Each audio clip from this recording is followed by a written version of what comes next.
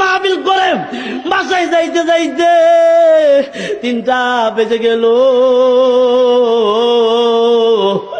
মা দরজা খুলল, বললো বাবা রে কালকে না তোমার কলকাতা প্রোগ্রাম, তুমি কি যাইবা না?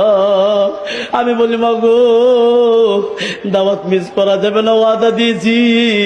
তারা টাকা পাঠাই দিয়েছে, বিমানের টিকিট কমপ্লিট। আরএস মিডিয়ার পরিচালক সাগর ভাই, হেলথের অফিসার শরীফ ভাই আর 3জন আমার সাথী সফর সঙ্গী 3টা টিকিট করে লাইলাম। বাংলাদেশ থেকে 9টা 50-এ 45-এ ওই ফ্লাইটটা কলকাতার উদ্দেশ্যে রওনা দিবে।